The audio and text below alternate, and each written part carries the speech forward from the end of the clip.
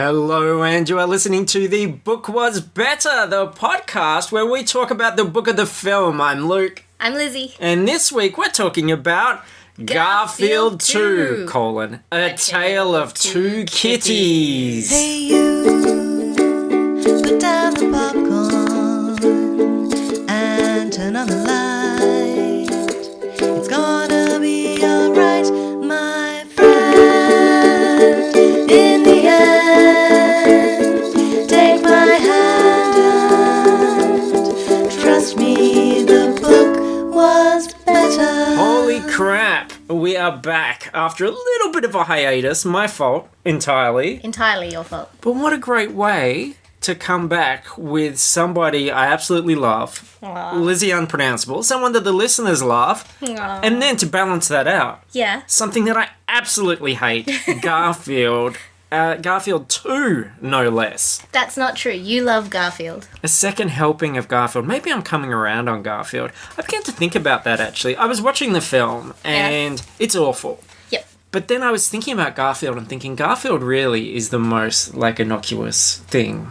There's nothing, why does it inspire so much hate in me? It's not Garfield, necessarily. It's the film. That's what's inspiring the hatred in you. But then... let me just ask you a question. Yeah. A real quick question here. Yeah. What is the worst film you can think of? Oh, I don't know. It would have to be something that's actually just not watchable. Not just because it was a failure, but because it was just really boring. Yeah. So, because people go, oh, the Room is the worst film ever made. Yeah, but it's so entertaining. Yeah. It's amazing. It's one of the best films ever made. Yeah. So is 50 Shades of Grey. Love that film. Yeah. Yeah. I haven't seen it, because why would you? Well, because it's hilarious. Yeah. It is the closest, it is definitely a sort of cousin of The Room. I was reminded of The Room while watching it. Yeah. Yeah. Okay. Like a modern fancy version. So no, I can't think of the worst film I've ever seen. No? Because I've got a contender. Okay. I've got a contender for you. Okay, I've got a little suspicion what this might be, but you want to tell the audience? I think, well, I'm not fully sure about this because it's a pretty close run thing. This is a big step. Because I've been thinking about this all day today. Okay. What is my hierarchy here of worst films ever? Because from my perspective, there are two frontrunners. Okay. The first one is the Garfield movie. The first one? Yeah. I never saw that. I never actually watched that one. Well, you dodged a bullet, my friend. Yeah. And the second option here is Garfield 2, A Tail of Two Kitties. I am really torn as to which one made me angrier, but also more bored. Well, yeah, I thought this was, I was watching it while doing other things. Yeah, of course. But I thought it was... How could anybody sit down and actually just watch this film? I thought it zoomed through pretty quickly. Happens. I kind of spaced out during some of the farm animal bits. Yes. But I don't know. We'll get there. We'll get all the way through it. So first, I just want to quickly apologise for the hiatus. I've only done one book was better in the last month. That's all on me. I had a birthday, and then I was lazy. I was I'm gonna do birthday things. It was just so nice to hang out with everybody. Oh yeah. It was lovely. You were there. Yeah. That was fantastic. And then I got a little bit. I don't know. I had this post. Lazy. No, more existential. Whoa, okay. I had this post-birthday kind of what am I doing? Why do I do any of these things? What's the point? Who cares? I shouldn't be laughing. I know, at but this. when you think someone at work goes, "What are you doing tonight?" And you go, "Oh, I have to read Garfield 2." And then you think about that sentence. Yeah. And it's not even just the Garfield 2, it's the have to. Yeah.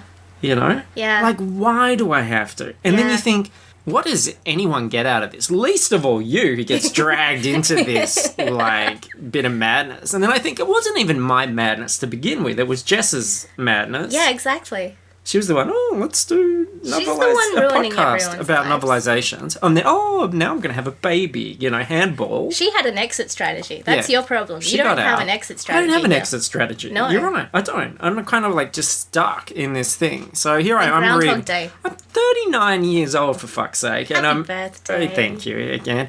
And I'm reading bloody Tail of Two Kitties. I'm making you watch the film. Yep. And then you just had a big day at work. You're an adult. You've got responsibilities. I am. And you're like, oh, yeah, okay, now I'll go over here and I'll talk about Garfield too, because I don't want to, like, say no, because then he'll probably, like, sulk or something like that. Even though Yeah, it's, or like, badmouth 39. me on the internet. Badmouth, yeah. He'll be like, oh, well, this, was going to be Lizzy, and now instead I've got, like, what? What am I going to put in Just instead? me and my tears. Me and my tears, my cat meowing in the background. So it was just kind of weird. I was like, what am I doing? Why are we doing this?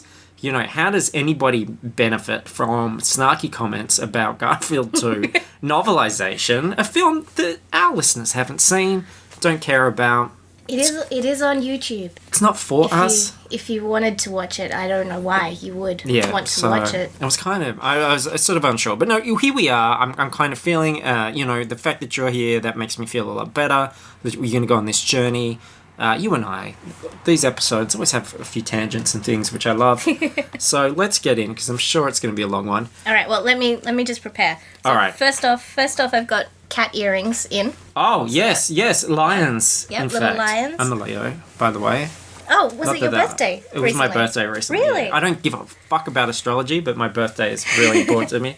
All right. And, I've got like an animal print scarf. There we go. Jeez, see, it's kind of a leopard. It's not really a tiger thing. And as then, long as an animal died for it, yeah, exactly. I'm fine. And then the thing that's really going to get me in the mood here. Is it a plate of lasagna? No. No, It's not a plate of lasagna. lasagna. I really fucked up there, but here we go. Cat ears. Look at this. Yeah. See, I didn't I've even. gone the full Courtney. I didn't even think that. Well, yeah, got to be careful about that. We've talked about this. I did get a. This scarf is really hot already. Oh. Yeah. This is not You gonna don't. last. You don't need to tell me, Lizzie. Woo. This will be a bit of a dance of the seven veils happening here during this part, and that's just going to be me. Yes. All right, I'm ready. I can do this. By the way, All right. people should know that they're getting this like a little bit later today because we're recording it on the day it's being released. Yeah, so yeah. if you're someone who listens to this, as soon as it's downloaded, this is so fresh out of the oven. And you know why. Like a fresh lasagna. Exactly. And we had to do it on a Tuesday. Exactly. You couldn't do it on a Monday. Because Why? that would be insulting to Jim Davis's great legacy. Yeah. 'Cause, I mean, there's only two things that make up this character. I do know why I hate Garfield. Yeah? I've said it before, but I looked at a picture while I was searching for stuff about this, and it was a modern Garfield. Because I was thinking, what's so bad about Garfield? Like, he's kind of funny, he's What's fat, the he's ma- lazy. What is the deal with Garfield? He's a wise guy. Yeah. Everyone likes a wise guy. He says what we're all thinking, especially if you're thinking about lasagna. the lasagna or hating Mondays. Yeah. But then I realised it's the huge feet on the modern Garfield. That's Just- what you don't like Yeah, about I really Garfield? can't stand that. I saw this picture. He was hanging. Everything else is fine, but that's the deal breaker? Well, it goes against the entire concept, doesn't it? Like, the deal was he was a fat, lazy cat. And when he's got massive feet, and I saw it, he was hanging from a tree Yeah. next to John, and his big feet were hanging. His feet were as big as John's feet, and his one foot was as big as his body, like his torso. Now that takes away, and plus, what if that means he can never walk on all fours again? Because can you imagine that? Because he doesn't have big hands. He's got No. like paws, Yeah, but then okay. huge basketballer feet. So imagine him walking on all fours. That would look ridiculous. Oh my god, imagine him in Space Jam. That would be very confusing for everybody. A bit, well, yeah, okay. I like a Space Jam, though. My uncle fought in the Space Jams. Really? Yeah, That explains a lot. he was killed. Okay, so Garfield 2 is written by Michael Anthony Steele. Cool. Sounds like a bit of a secret agent kind of name. Like Remington Steele. Yes. Author of hundreds of books, including... And now, I only normally pick 3. Mm-hmm. Couldn't pick 3 because these are really great. Yeah? See what your favourite is here. Okay, well, you're setting it up here. Word Girl, the Big Bad Butcher. Oh. Lego City, Fight This Fire. A lot of colons in his books. Exclamation mark. Yes. It's not just maybe if you fight this fire if you want to.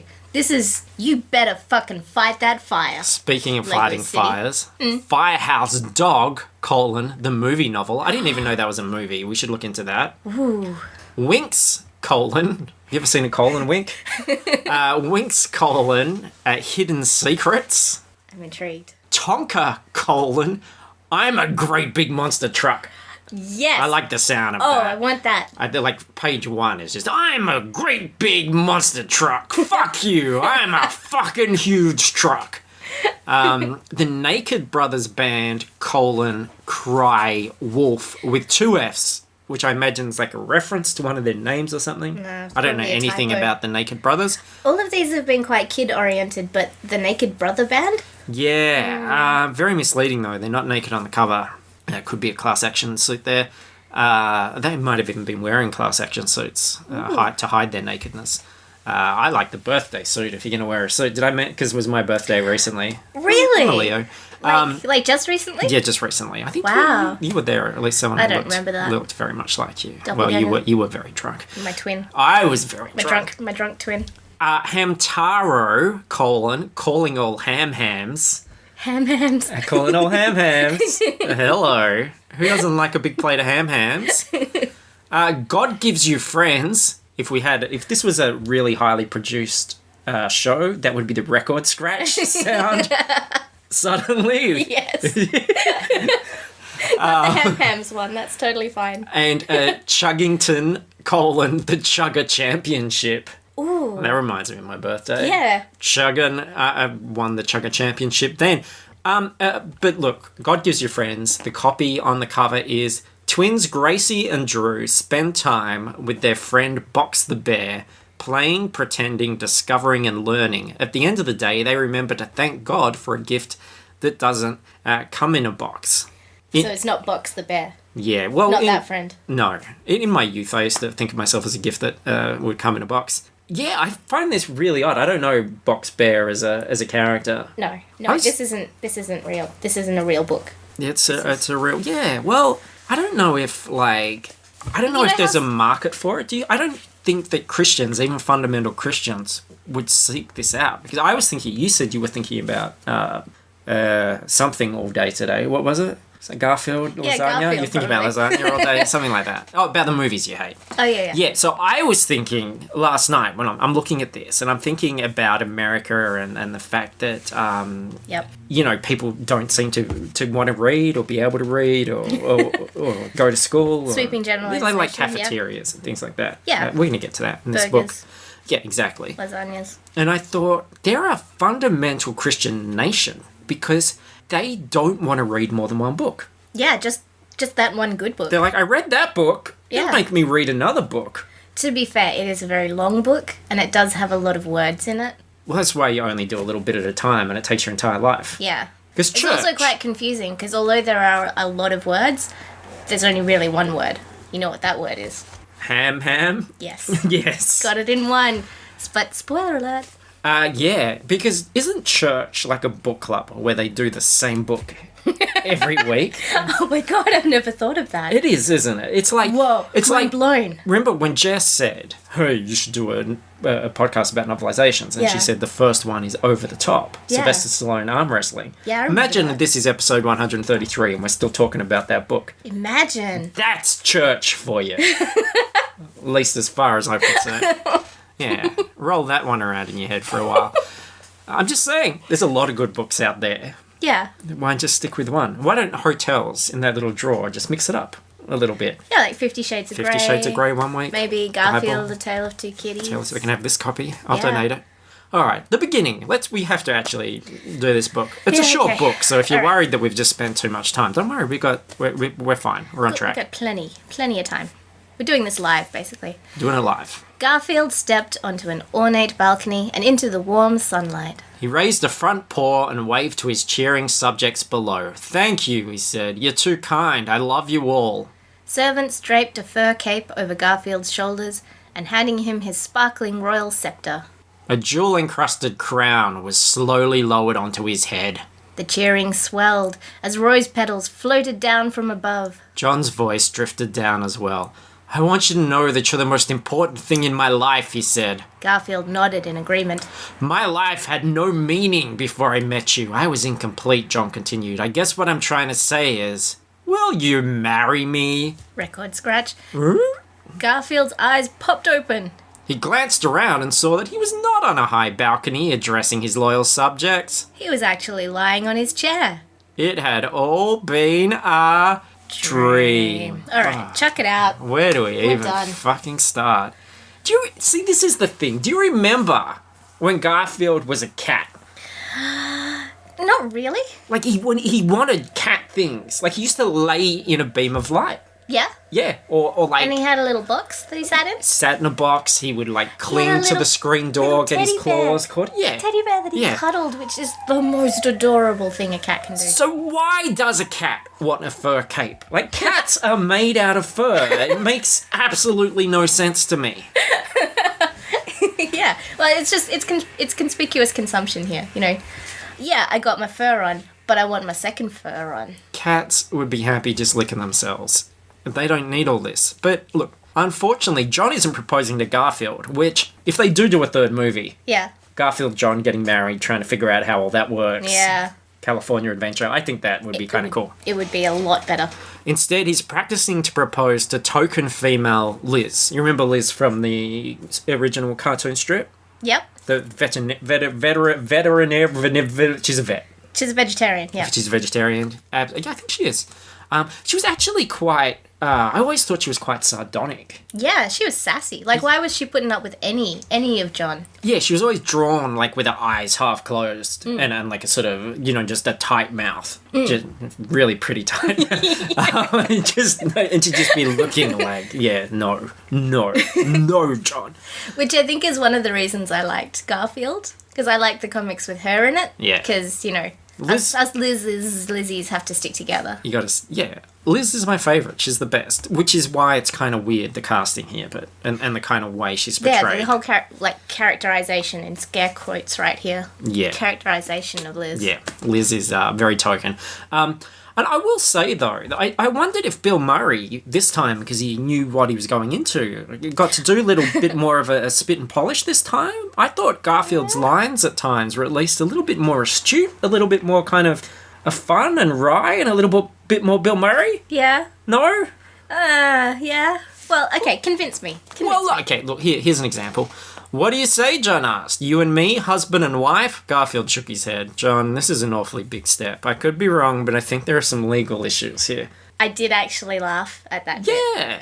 And then it went downhill from there. Yeah, well, I mean, We look, have now peaked. This is probably. it. I mean, yes, Bill Murray's getting paid. And I've said, Yeah. I said, I've said this before. If I want to watch Bill Murray pay his bills, I'd hang out at the post office. But this is what we've got instead. I reckon I would actually prefer to watch Bill Murray paying his bills Do you rather reckon than he making his bills. uses an app? Or he does it in person? Does he have an assistant that does it? I reckon it is a comedy of errors every month when he's trying to pay his bills and he can't quite work out what he's doing, but it's hilarious at the same time. Do you reckon he has a comical Fumbling. Bob Odenkirk type character that comes around with a pile of papers under his arms and tries to get Bill Murray to be serious and focus while they Yep. work out these things, but Bill Murray's just riffing all the time? Yep, constantly. Can you imagine him at tax time?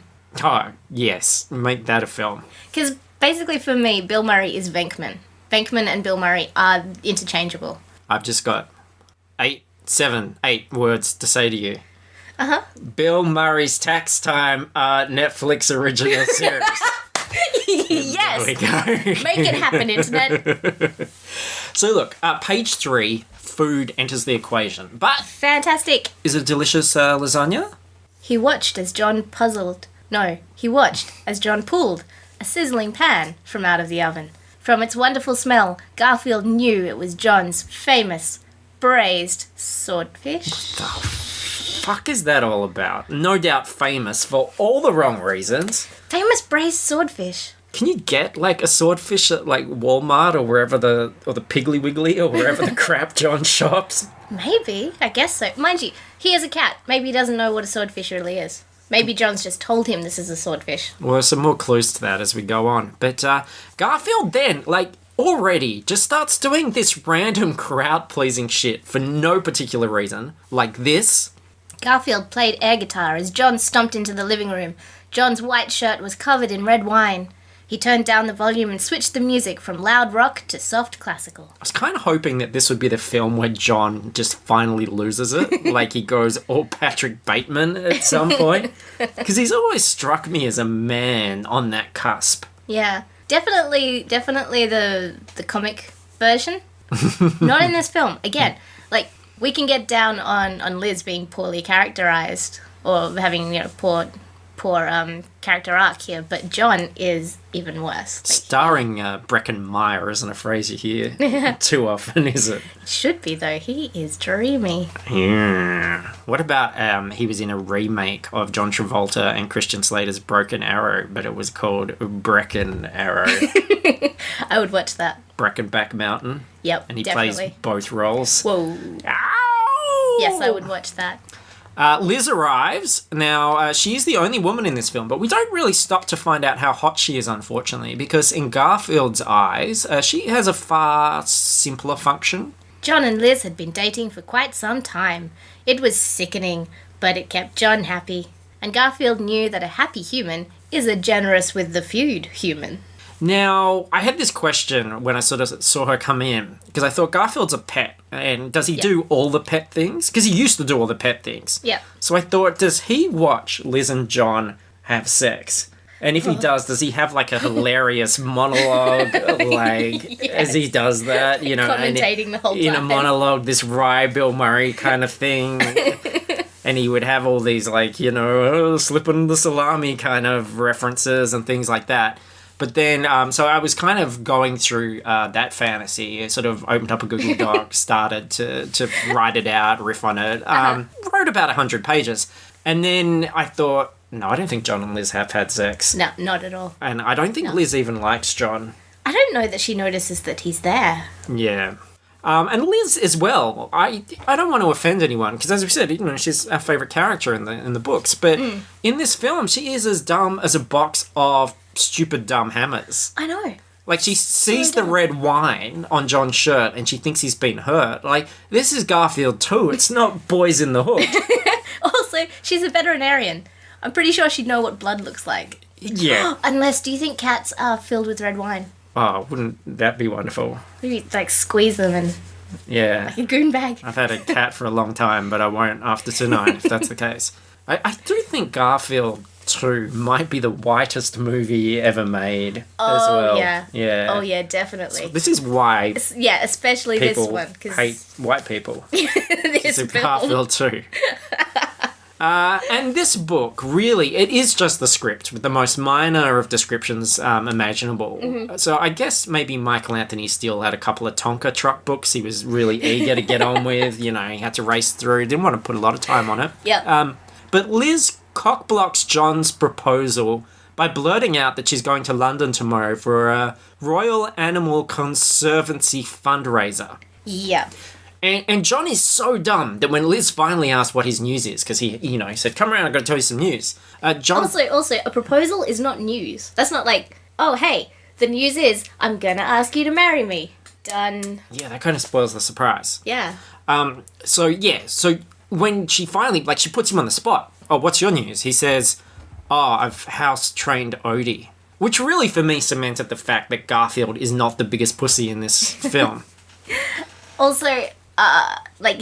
So, in the first movie, they met when he got Odie. She gave him Odie. Yeah. And now they're already at the point where they're talking about marriage, or, not talking about marriage. And he's only just house-trained Odie. She doesn't think that's weird.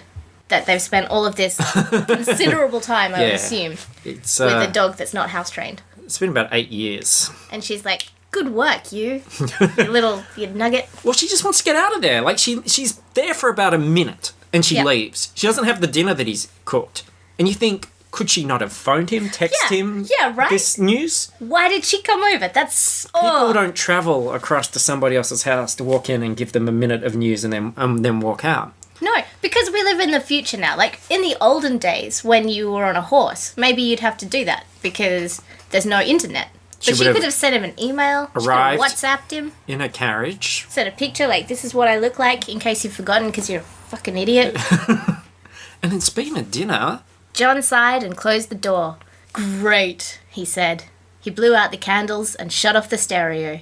She's going to London and I'm stuck with 14 ounces of swordfish. He pushed through the kitchen door. Garfield wiped his mouth and glanced down at the mostly eaten fish in the pan. Make that about 3 ounces. Okay, now look, I don't know ounces and shit like that because that's I muggle money. live in the civilized world. Yeah. Have you seen those like graphs about like metric system and stuff, and it's like uses the metric system and everything's like coloured in except for America?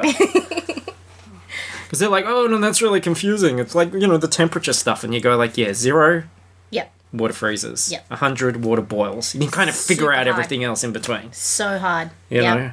Like, Ounces. and their fucking money is metric, for Christ's sake. Good point. Like, that's how easy it is. Anyway, look, ounces, they said it twice. Mm-hmm. And I'm like, I gotta convert this. Yeah, you Wolfram Alpha it. Wolfram Alpha. Is that real? Is that a thing that people still do? You said it with such conviction that I Yeah. completely believed you without knowing what it was. That's less than 400 grams. That's...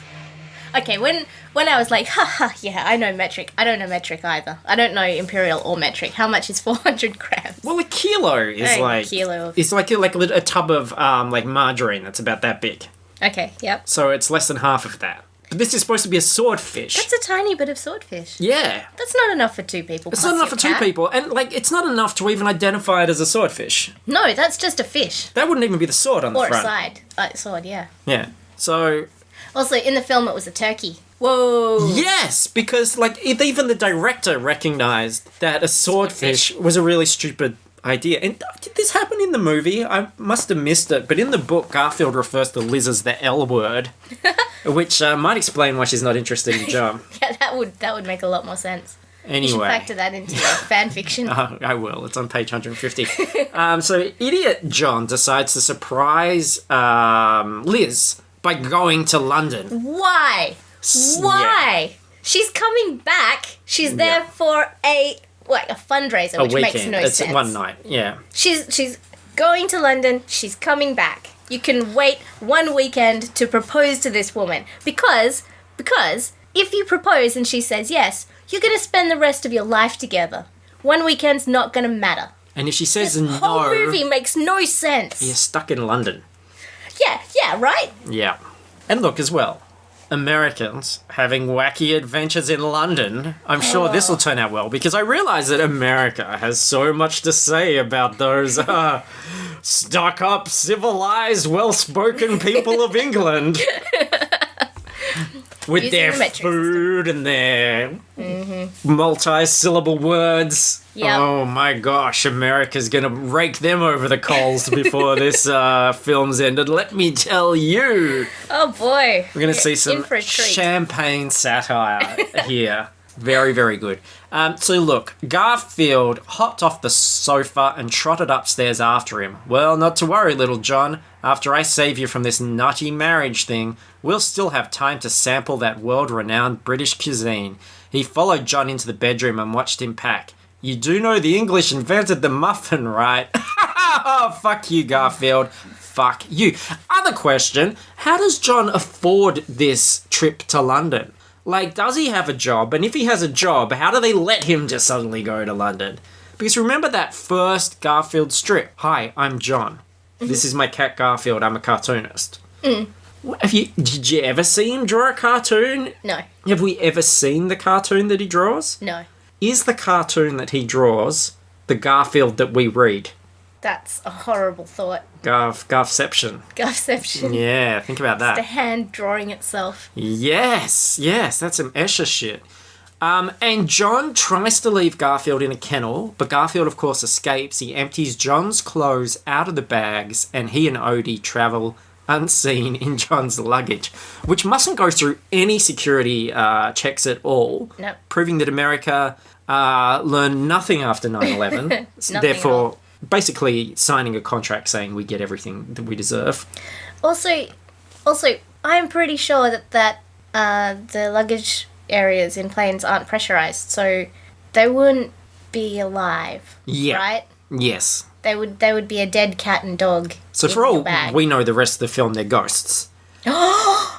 Yes! Ghostfield. Ghostfield! There's your third movie. Ghostfield and Spooky. Ghostfield in space. We Ah. just do all the sequels in one. No customs on the other side either. This basically is total Johnny Depp and Amber Heard pet smuggling bullshit Yes. going on here. But look, we promised, right at the top end of the show, Lizzie, we promised Two Kitties, a tale Yes. of two kitties. Yeah. Oh my god, I just worked it out. A tail. A tale, yeah, AIL. I legitimately Yeah, only just yeah. worked that out. It's misleading as well, because there's actually two tails. Yes. Yeah.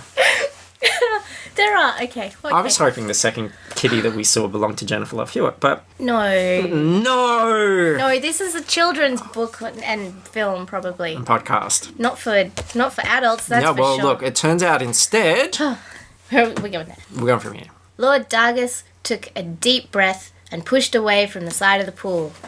The cool water enveloped him as he gracefully swam towards the other side. Halfway across, he spun onto his back and gazed at Carlisle Castle. The grand building stretched high toward the sky and sprawled across manicured grounds.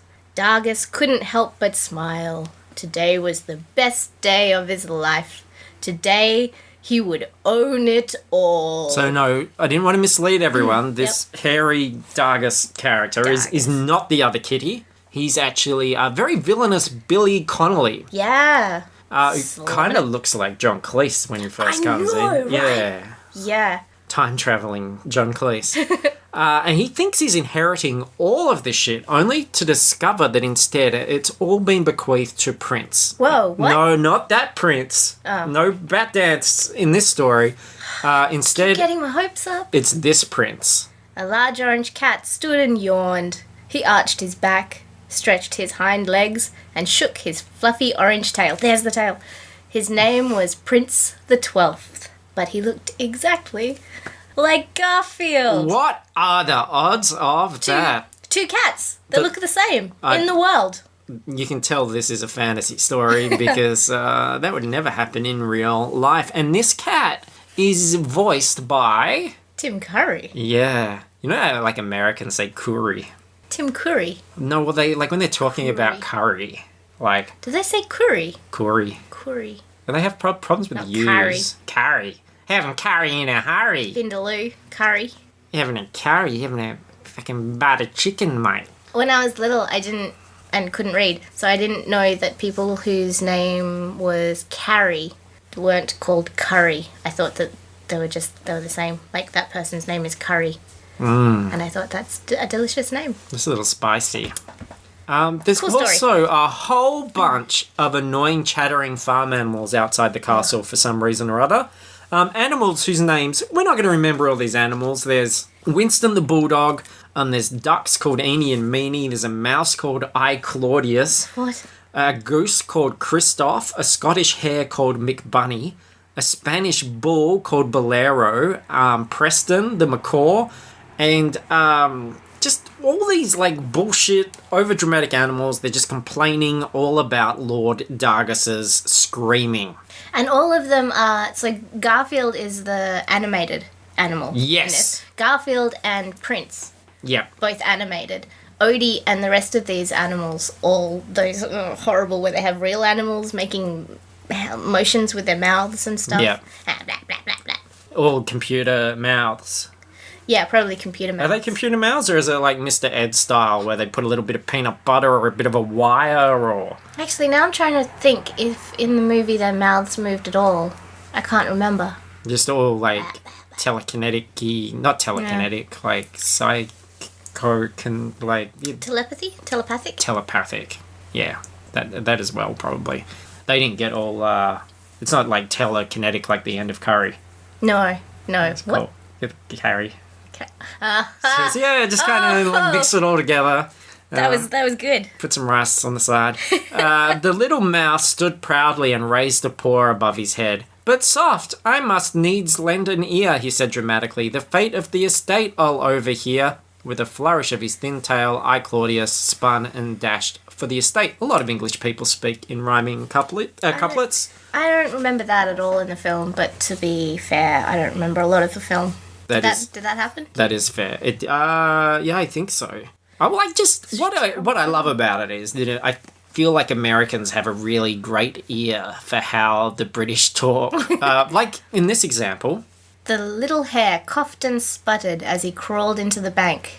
You didn't go into like Barclays Bank or anything. No, Lloyd's of London. He rubbed his rear. Oh my god. This is too hard. It's a Monday. Well, that's all right. Let's just take it like a little, sound it out, step by step. All right. The little hare coughed and sputtered as he crawled onto the bank. He rubbed his rear with both paws.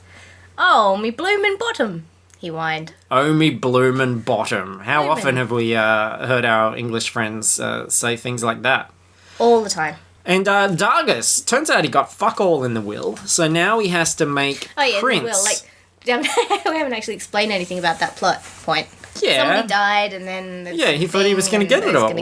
But he gets nothing. Nothing. Well, he gets like a £50 a week stipend. Stipend. A bloomin' bottom end. Bell end. So he has to make Prince disappear so he can get the money. But back to Garfield.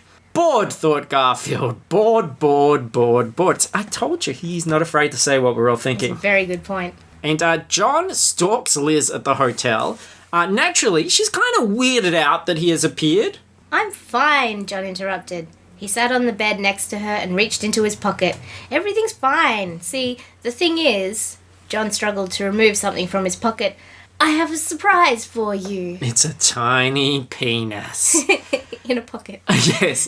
Pocket penis. And then Garfield and Odie pop out of the luggage, which is no doubt now completely full of cat and dog shit. And they cock block John once again. Can't get his proposal out. Not for monkey nuts. Can't get it out. Not in London. Not here, not now. And then we cut to Prince. And by the way, Prince has a butler and he shits in a silver litter box. So here is a cat that is really shitting in style. That's the marker right there. Yeah. The servants, the huge house, being left a huge house in a will, that's nothing but the silver litter box. The way that sells it. Billy Connolly eyes that litter box. He wants it. He wants it bad. With his morning ritual complete, Prince sauntered down the main staircase. It's good to be king, he thought. Whoa, isn't that what Garfield thought before? It comes up a lot in the film. There's a lot of, it's good to be king. Isn't that like from History of the World, the Mel Brooks, when he's like fucking all those people? Isn't that like an allusion to this in Garfield? I'm pretty sure that's what's going on. Dargis, though, is not putting up with Prince's bullshit. As Dargis hurried to the edge of the estate, his destination came into view, the River Thames. He stepped up to its bank and swung the basket backwards. 1, 2, 3! He hurled his cargo into the river. Splash! The Lord chuckled as he watched the basket drift away. The cat was floating off the estate and out of his life forever. There we go. End of film. We can all go. It would be great as a short story, wouldn't it? And there it is. Like, there's got to be more than, what, like an easier way to like be assured that the cat is gone? Yeah. You have a huge estate and it's a cat, right? And you're a human. Yeah. I'm pretty sure that bad things happened to good cats.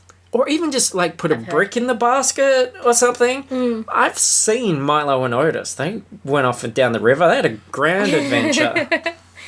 Well, maybe he's not as mean as everyone thinks he is. Maybe he doesn't want the cat here to live on the estate.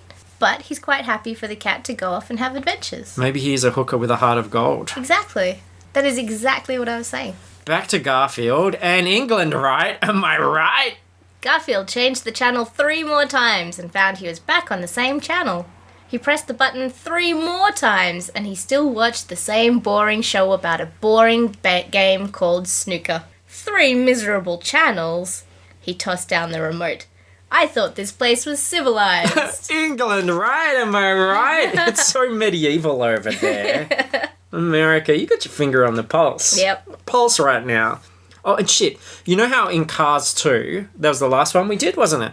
Was it? No. We've talked a lot about Cars, but Cars 2 wasn't me. Oh, that was Courtney? Yeah, I can see how you Was would... it Jacinta? you would be surprised. I cannot remember who that was. It was somebody awesome. Yeah. It was a great episode. Anyway, in Cars 2, it was Sabrina. Ah, cool. Because she had just been to Japan and did not go to a kabuki dance or sumo wrestling. Boo. There we go. I've got it. Anyway, in this, after they snuck out of a hotel, Garfield and Odie saw all the sights in London. They saw the huge clock tower, Big Ben. They rode the giant Ferris wheel, the London Eye. They even watched the soccer game starring the famous player David Beckham. Whoa. Isn't that fantastic? That's like us going, Lizzy and Luke saw all the sights of America that day. They saw the Statue of Liberty, the Grand Canyon, some cowboys, a hobo having a wank, and a shooting at a movie theatre. Oh, too soon. All the stuff. Here's a scene that we've never seen before in a film. The guards in London were world famous for remaining completely motionless while at their posts. No matter how many faces you made at them or rude noises you squeaked from your armpit, the guards didn't move. And earlier, Garfield had tried them all. It's covering a lot of new ground. I mean, God, the minds of these writers, you know, that they see those uptight guards, Buckingham Palace, and they think, what if? Just imagine if somebody tried to make them move. You know, like, so, just, it's fresh, is what it is. Yeah. Completely new novel. Certified fresh, 95%. But forget all that shit. I already have. Good. Garfield gets picked up by a butler who mistakes him for Prince and is lured away with a mince pie. And Garfield has no idea what a mince pie is, by the way, because it's not a hamburger or a hot dog. And then Prince crawls up out of the sewer and gets mistaken for Garfield by that idiot John. So you can see what's happening here. Whoa. It's been a kitty mix-up. Yeah. Yeah. Two kitties in the city, gone all mixy-uppity-uppity. And there is another woman in here, and her name is Abby Westminster. Right. Yeah. The British people have names like that. Yeah. America. Yeah, that's like John Dakota or something. Yeah. Or like John South Alabama. Yeehaw Dakota. Yeah. Played by Dawn from The Office. Yeah. And she wants to go into business with Dargis and basically turn the castle into a spa and resort. Evil. And, like, Dawn from The Office is totally hot, so why doesn't the author tell us that? Like, I feel like if there was a time to do it... It would be now. Now! Because Yeah. I was like, oh, Dawn, I love Dawn. I haven't seen Dawn for ages. She's lovely. I wanted to know all about her arms and whatnot. God, yes. Maybe, like, her hotness to smartness ratio. Yeah, yes! A pie, why not put in a pie chart or something? You got little cat paws all over the book. Those cat paws are cool. I noticed that Not it a says... mince pie chart. Ooh, Because mince pie chart. Americans would understand that. No. Do you know that mince pies used to be made out of minced meat? Can't you have either? Can't you still have like a mince pie or a fruit mince pie? I thought that a lot of the things Garfield was supposedly eating here in England were actually kind of seasonal. You know? Like it wasn't Christmas. This wasn't set at Christmas. No, not explicitly. No. And in fact, it was summer, so not even implicitly. And all Prince eats in the book is haggis. He does eat a lasagna at some point. Well, yeah, but he has to be converted. I noticed that the book here says that there's a Garfield poster inside, but there isn't a Garfield poster inside. Have you hung it up already? No, look. I'm gonna... Yeah, look! Someone has taken the poster. We have a stub. A poster stub where some bastard kid has ripped it out and probably stuck it on their wall or their folder or... Oh, disappointed. Maybe, like, someone was constipated, so they put it at the back of the toilet door or something. I don't know, but I'm very disappointed. No photo section either. Just a missing poster. Rubbish movie, rubbish poster. Ugh. So, look, the farm animals, they get wind of all this. Oh, yeah, those guys. Okay. And it's funny that even when the Americans are trying to write the farm animals in cliched British speak, they get lazy and end up turning what they say into gross Americanisms anyway. The little mouse explained what he had heard in the billiard room. If Dargis gets control of Carlisle, he's going to bounce us out on our butts. We need butt watch because especially in movies for adults, actually, and action movies, everyone's talking about butts and asses and Butts is so he's so good. far up our butt that, you know. Yeah. Well, imagine that Britishified. If Dargis gets control of Carlisle, he's going to bounce us out on our bloomin' bottoms. On our bottoms. And then in the castle, Garfield meets Winston the dog and neatly sums up the American approach to education that we've seen in plenty of books we've read before. The animals of your court need to be reassured, continued the bulldog. I suggest you address your subjects immediately. I have subjects? Asked Garfield. What? Like math and science? What do you say we skip class and I'll meet you in the cafeteria? When school is for fools. We're not here to learn. We're here to eat food and dance. You see people cheerleading. Cheerleading's fine. Oh, yeah. You never see them learning. Like, every time you see American students in a classroom, after the bell goes, everyone just jumps out the window. Gone. Unless they're doing science. If they're doing science, then it's a painfully long time. That's true. Science fairs. Mm-hmm. You always see a science fair. Just watch Fantastic Four. That has a science fair scene. No way. There you go. Does it have a cafeteria scene? I do think they eat something in there. I mean, the thing advertised hamburgers. He had an ad for hamburgers. So there you go. That's true to form. Yeah, okay. Tick the boxes. Have we had a lasagna yet? Not yet, but it's on its way. Don't worry, it's in the oven. I love lasagna. I want lasagna. Come on. Hey, we talked about that Bill Murray stuff before, and his speech to all the dumb animals is really lame in the book. He goes, it says he's quoting song lyrics, and he just goes, when you wish upon a star, your dreams can take you very far, and when you wish upon a dream, life ain't always what it seems. But in the film, I felt like it came across as an ad-libbed Bill Murray speech, like the kind he'd make when he was crashing a bachelor party or something. Yeah. It's such a weird film because like the dialogue is so terrible. So terrible. But it still does kind of sound like Bill Murray. Like he's making it happen. He's making it work. He's polishing it up. I wouldn't want to say work. Like it doesn't work, but it's happening. He's bringing something to it. Uncomfortable sweatshop kind of work. Yeah, exactly. And it really felt like he probably he came in, someone handed him a piece of paper, he didn't even bother sitting down or putting down his coffee. He just mumbled for an hour and a half and then left. And he's like, well, that's in the can, I'm done. I reckon definitely one take Murray. I think you're 100% right. I think if anyone said to him, oh, that's good, Bill, but can we... He would just slap them. Slap their face. And then, unlike dumbass John and Dargis, the farm animals actually do recognise that this is not Prince. But they plan that they're going to pretend to think that it's Prince. They cook up this scheme that they want Garfield to think that he's part of the royal lineage. And then they vow to protect him from Dargis. And look, here's a little sentence where the author is beginning to agree with us. The man named John ran around the room like an idiot. This Tonka truck guy's not even sugarcoating it at this point. He is on board. He knows what's what. And God, I thought this was a little bit wild. John said goodbye and hung up the phone. He sighed and plopped onto the bed. So maybe he needs a litter box. Yeah. Christ, John. Well, to be fair, Garfield threw all of his stuff out of the bag. He's got zero stuff. You know what was missing from the book? What? The scene where Garfield, tries to figure out the bidet. Oh, God. Oh. Yeah. I have, I don't know if it's an appropriate phobia or an inappropriate phobia. Just a stupid phobia of that word. Bidet. That's, yeah. You know how some people are moist? They don't like moist. Moist is the worst word, and if they hear moist, they just, cringe up, and I get that with that other word. Okay. Interesting. That's my kryptonite, right there. It doesn't have a lot of those sounds. No. They're kind of safe sounds. I know. I don't know what it is, but I hate that word so much. Can you bid on an auction?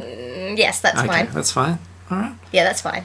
So, Garfield, what's he doing now? He's sliding around the floor. He's destroying priceless historical artifacts in this castle. Yeah. USA. He also declares war on Mondays. He says, I'm the king now. No Mondays. I don't want Mondays. I don't know, they get 2 Tuesdays or something like that. Is that the explanation? Yeah, I don't know. How is that even going to make sense? Because at some point, it's going to be a Monday. It may not be called a Monday, but... It'll still be a Monday. It'll have What that happens Monday if you feeling. start to hate Tuesdays because they've replaced Mondays? But you've got 2 Tuesdays. Before you know it, you've got 3 Wednesdays. And then it's just, you get a longer period of the thing that you hate, because then you've got 4 Thursdays, and you hate Thursdays. This whole system doesn't work. And then it's like it suddenly, was made up by a cat or something. give it a couple of weeks, everything's a Sunday, Every day like Sunday. and you're reading that same fucking book.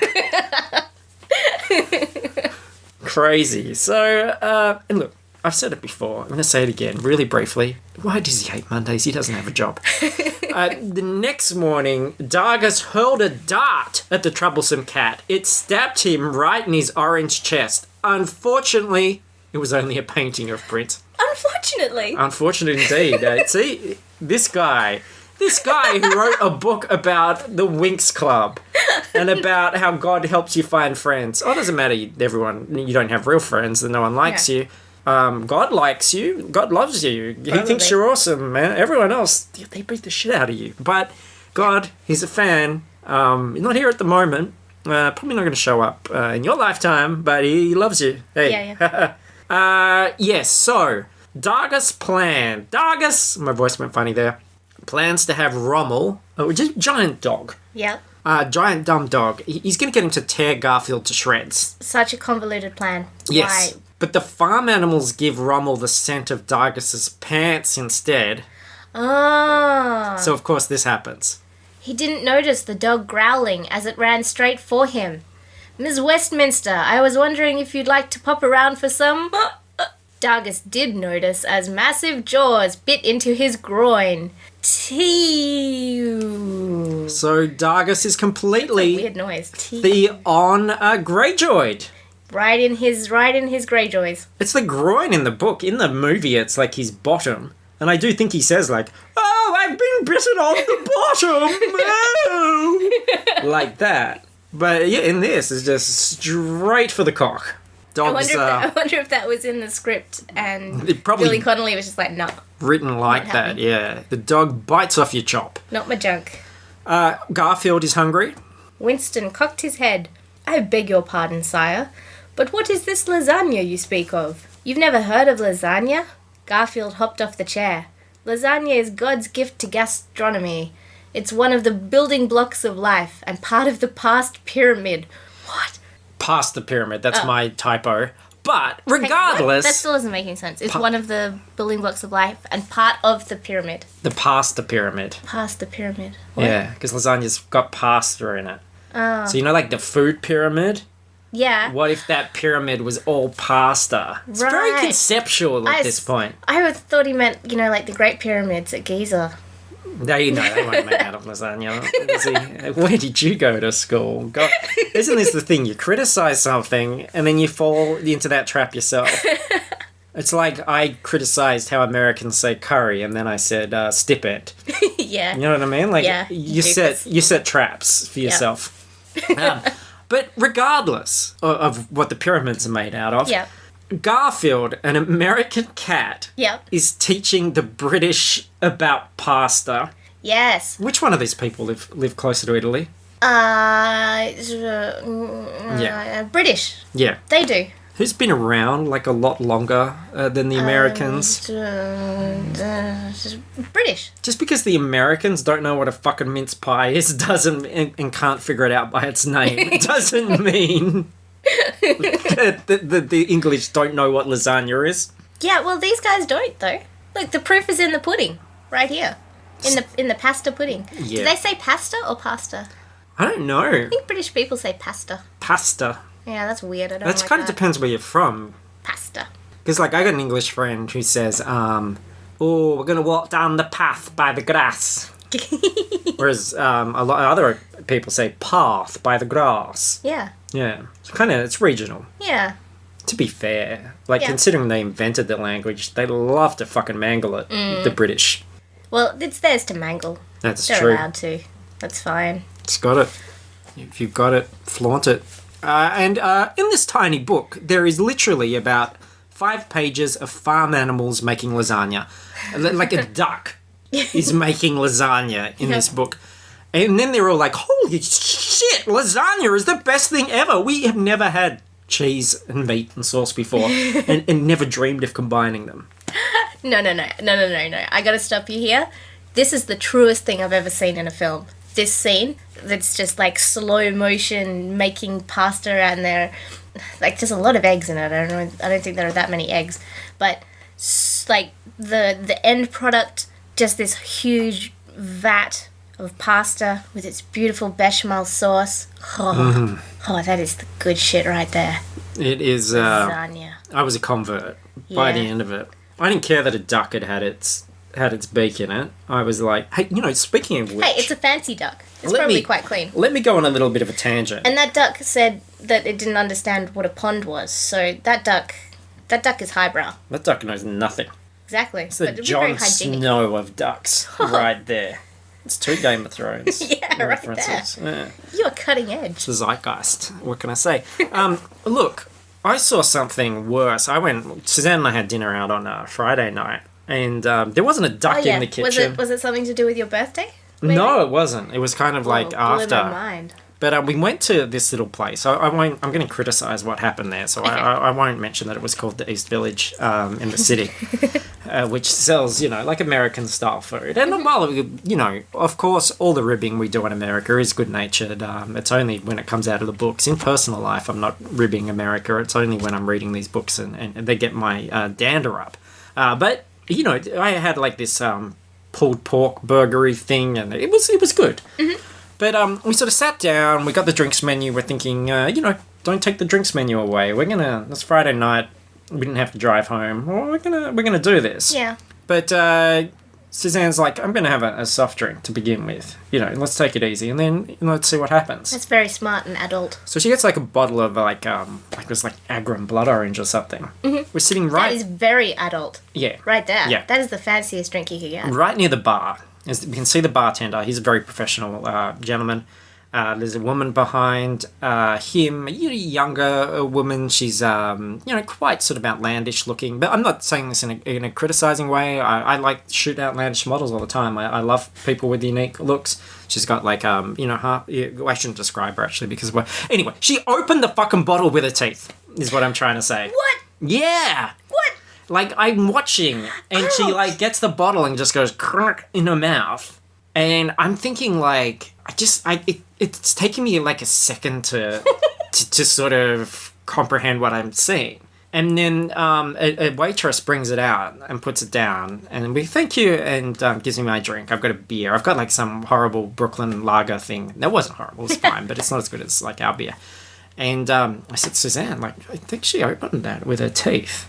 And she's like, what? And then, like, I'm beginning to doubt myself. I'm kind of worried about it. And then Suzanne's like, yeah. And she's like, I can't drink this now. And I'm like, well, it was just the cap. I mean, like, it's probably fine. And she's like, I should say something. And then I'm thinking, I don't know. I wanted to say something because maybe I imagined it. But I didn't imagine it. I mean, she opened it with her teeth. Yeah. So waitress comes by and Suzanne goes, look, I'm really sorry. But this was opened with the girl's teeth. And she's like, what? And she's like, oh, I'm so sorry, we're going to get you another one. So they bring it out, they replace it. She opens it in front. Look, I'm opening it in front of you. Here you go. I'm so sorry about that. I'm looking back. The girl's still, she's there to party. The bartender's not. He's just focused. But she's also, she's making waffles. Yeah. Which look good. You're thinking, waffles for dessert. That might be nice. This was the sort of night where we're planning to drink and have dessert. Mm. And then, a manager goes up to the cash register and he's like, looking very serious and he's working something out. She comes up behind him and starts like poking him in the ribs. Look, having fun. And he glares at her and says something to her and she says, I'm sorry. He's sort of quiet. Then he comes straight to us with a receipt thing and goes, look, it's off the menu. Off the bill. Really sorry about that. Well, no, that's fine. Okay. We're going to have our dinner. Then a couple of minutes later, I look up and she's got a pair of tongs. And she's, like, poking at the bartender. She's grabbing his clothes with the tongs and, like, it's like a little metal crocodile. Yeah. And then turning around and using the exact same tongs on the waffles. What? And pulling them out of the thing. And so we're just like, okay, let's just eat and get out. Oh, my God. And Suzanne's like, you got to say something. And I don't normally say something, but I was like, yeah, this is fucked. So we walked out and the manager was at the door and I said, look, some dodgy stuff is still happening there, Yeah. doing this. Yeah. And then we just went straight across the German beer place directly opposite, and had beers and dessert there, and it was amazing. Dark lager tiramisu. Whoa. So yeah, fantastic. So bottom line is, what I'm trying to say is Germany delivered a far better experience than America, and I wish they'd won the war. No, I don't. No, I wouldn't go that far. But it was really good. And wow, that is nuts. Speaking of which, I saw a book today, a World War I book that came into the library, and it's like, both sides of the story, flip it around. Okay. So you're like, oh yeah, oh god, all these atrocities, and then you're like flipped around, you're like, the Jews were dirty. Not really. No. Anyway, and I wrote a review on their Facebook page because and I was still like quite drinky when I'd done it, but I was like, I don't want this to just be blown over. I don't want the manager to go, oh yeah, okay, I'll say something, and then go back and like fist bump her and be like, what a bunch of saps. Yeah. Not that anything's happened. No. But now 5 other people know because I told the story on the podcast. So there's me. Yeah. And there are 4 other people who have made it this far. Yes. In your episode about Garfield 2, A Tail of Two Kitties. Yes. Yeah. So. And that is your reward, listeners. That's my. Don't you know who I am? I'm internet famous. I'm going to tell everybody. If they can sit through an hour of Garfield 2. They're not going to eat here in a hurry. Well, let me tell you that. You're so powerful. I know. With great power comes great responsibility. I learned that from Uncle Ben before he died in the Space Jams. Before we get onto the book again, can we just take a moment to talk about this hat that I found? Yeah, this was sent by a listener. No way. Yeah, this is Lauren. I'm not just a listener or a contributor. Lauren's done about how many episodes? Like about 4 or so. Yes, sent me the I Love Jesus hat. Nice. Which is awesome. I think, given how much God chat there's been, this is quite appropriate. Yeah, I talk about God a lot lately. I'm very philosophical. I think it's because I'm going through this older existential. I'm trying to find my place in the universe. Yeah. Just like John Arbuckle. Oh, really? Segway. He's riding a Segway. No, he gets his tux on. But I really don't think that Liz feels quite the same as John does. But as Liz gathered her things to leave, John's smile faded a little. Are you sure I can't go on this castle tour? He asked. They won't care if I tag along. Come on, I'm all dressed up. It's a conservancy function for speakers only. So what, no listeners allowed? Yeah. Liz answered apologetically. I guess the woman who owned it was a big animal lover. You hang out with the guys. Odie could use a walk. Yeah, go walk your dog, you sad little man. Like, he went all the way to London. And, yeah. But, okay, he went all the way to London. She's only there for the weekend. That is so creepy and weird. What fundraiser doesn't have a +1, though? It is literally her workplace. He has followed her to another country, uninvited, and then wants to go and just, stand next to her at her workplace. What, like a big this is old... restraining order territory. Breckenmeyer trophy or something? What does he want to do there? Is he going to propose while the conservancy person is speaking? It's going to make it about him. He totally wants to make it about him. He makes me so angry. He's like, I don't know much about animals apart from the fact that I'm a cartoonist and I do a cartoon about them, huh? And he recently house-trained his dog, maybe. After 8 years of trying. Anyway, look at the castle. Garfield, he's clearly made everything better. We rule the pool, Goosey, said Eenie. She held up a wing. Give me some feathers. Straight up, duck, said Christophe as he slapped her wing with his. Formidable. Garfield climbed into his inflatable chair. He threw on his sunglasses and took a sip from his cool drink. Formidable? Yeah. Yeah. Yeah, fancy duck. Oh, wait, no. What's Christophe? Fancy animal. I think Christophe is a goose. Fancy goose. Oh, yeah, goosey. Okay. Yeah. So all of these very important characters. Proving that what rich people really want is to be more like poor people, right? An inflatable chair. That's all they really wanted. And then in 2 2006, 2006, when this film was released, comedy had really grown quite complex and sophisticated. Dargis turned, stepped on the rake, then wham! The handle shot up and bashed him in the face. Dargis's eyes crossed just before he fell back to the ground. Meanwhile, in the darkened cinema, scores of piggy children bayed for blood. Quite frightening when you think about it. That sort of Home Alone kind of syndrome where Yes. people just get horribly, horribly injured and kids are like, yeah, that's it. More rakes. And no burgers, but... Odie was still pawing the trash can. That paper had been hiding a hot dog, and he could almost taste it. I say, chaps, I fear this horrid American hot dog has somehow slipped into our Britain. I shall hastily dispose of the scoundrel in yonder rubbish bin. What? Get rid of that straight away. John did find a newspaper in the trash, though, which had an article about Prince. Not that Prince, Lizzie. And It's so excited every time. Purple rain. Forecast says purple rain. And he figures someone must have mistaken the now missing Garfield for Prince or vice versa. Or, I mean, what does it matter, really, at this point? Like, that is what's happened, but why would that be his first thought? Why wasn't his first thought, hey, there's a cat that kind of looks like my cat? There's only one reason that it's his first thought. Yeah. And that's that there's about 15 minutes left.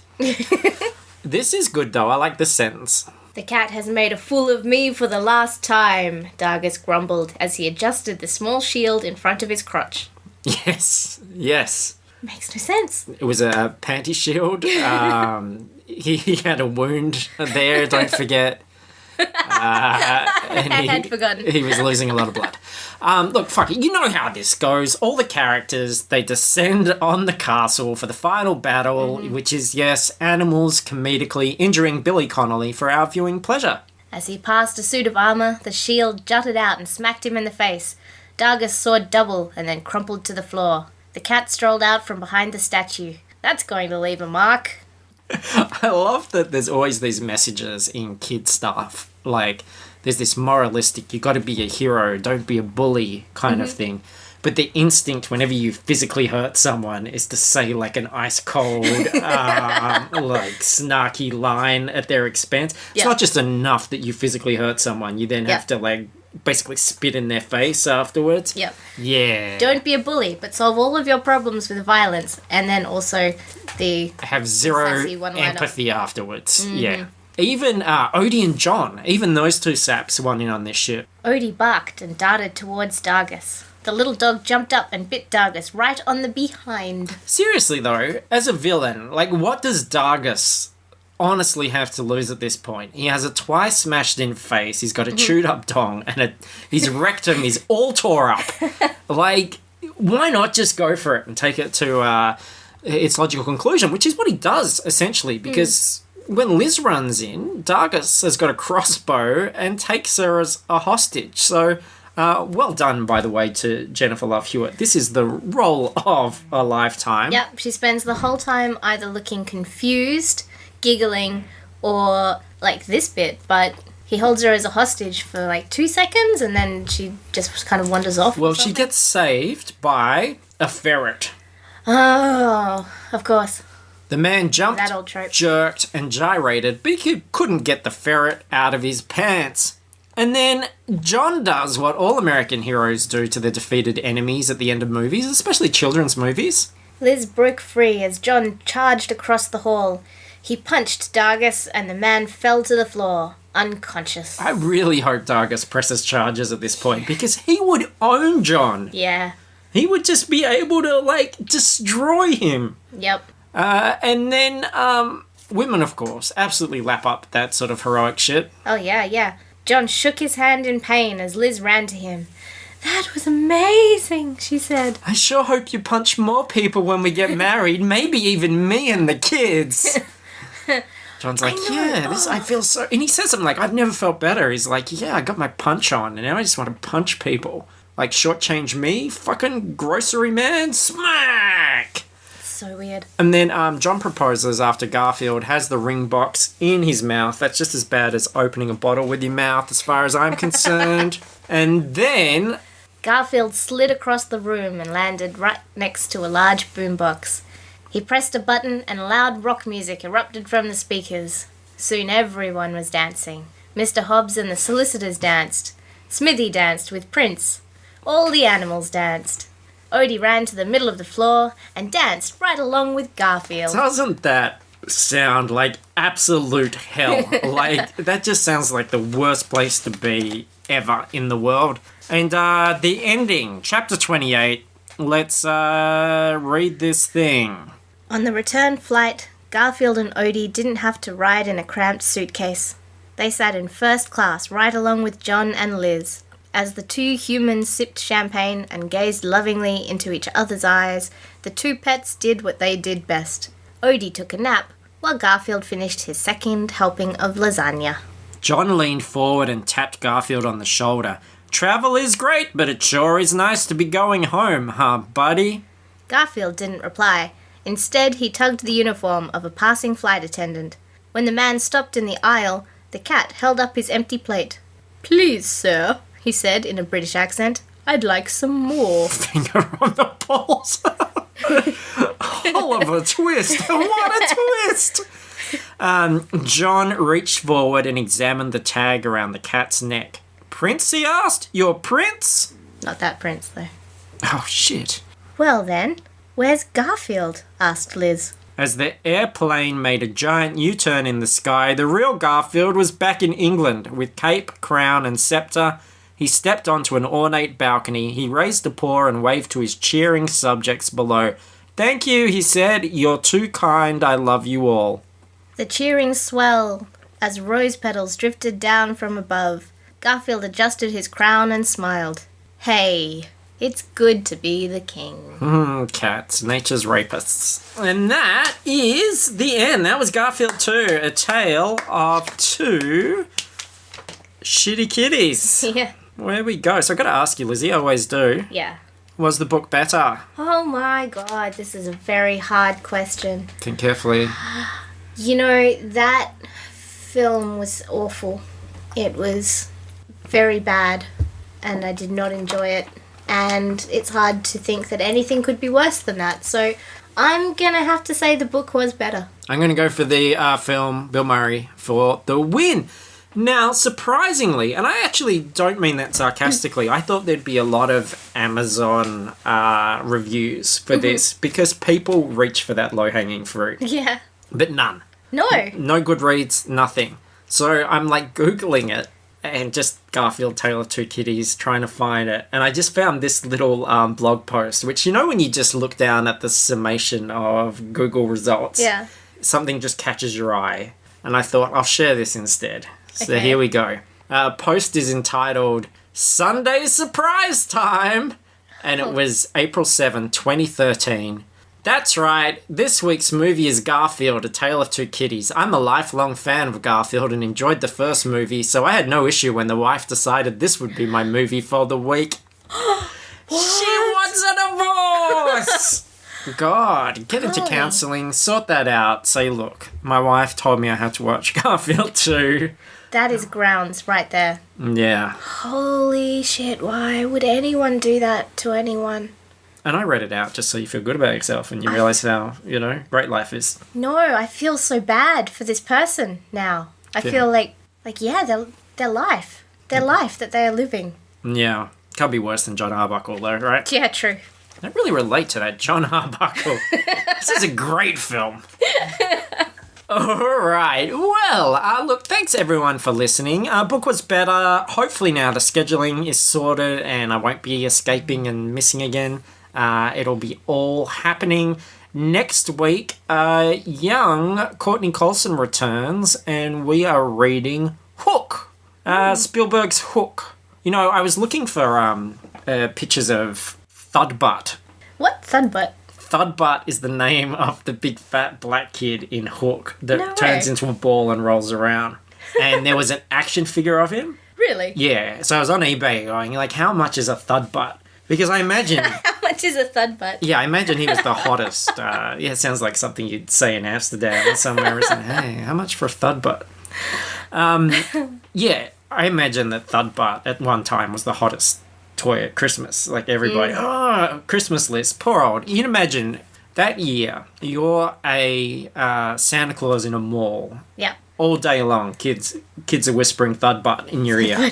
Oh my So God. I'm looking for it. I'm searching for Hook action figures on eBay. Yeah. And this figure comes up, which is a sort of... It wasn't from that film. It was kind of like a generic Captain Hook. But the card that he was on was multilingual. And under Captain Hook, it said Capitan Crochet. No way. And so I did, of course, Hook Crochet. That's what it Yeah. means. 'Cause, you know, so I just thought, wow. I looked at this guy and I thought, there's my Etsy store avatar right there. Is Capitan Crochet, the disfigured pirate with a hook hand. Wow. Yeah. So Imagine the amigurumi that he could do with that I know hook hand. it kind of makes it kind of cool, doesn't it? Yeah. Like people go, oh, you know, crochet. That's pretty effeminate. Got my Yeah. own little hook hand. Does this deformed pirate look effeminate to you? I don't think so. I'm going to get all those gender things. In my opinion, they gender assumptions. That's what should be walking the plank. Exactly. Yeah. I'm with you on that. Yeah, keel hauled. Keel hold those gender assumptions. Keel haul them, then then we'll have the discussion. Is what I'm thinking. So yeah, FP Cast didn't stop.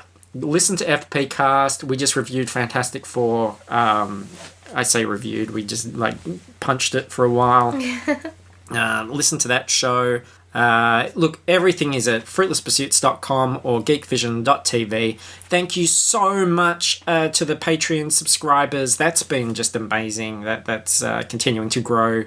We love that. There is going to be a new episode of Book Was Better TV up by the end of this week, and it is Sabrina the Teenage Witch in a Tiger Tale. That one's with Jacinta. That's a funny episode. That one's a funny episode. Oh no, the BWB TVs have been rare. They've been really good. Yeah, there's a Degrassi one with Leah, which I love Degrassi. That was so much fun. So yeah, you know, we're hitting one a month at the moment, which is kind of cool. So yeah, look out for that. Thanks everyone. Thank you to Michael, who's our newest Patreon subscriber. Really appreciate your support as we have done over the years. You've always been someone that's been there for us and supported the show. And you're awesome, and I want to kiss you on the mouth. Michael.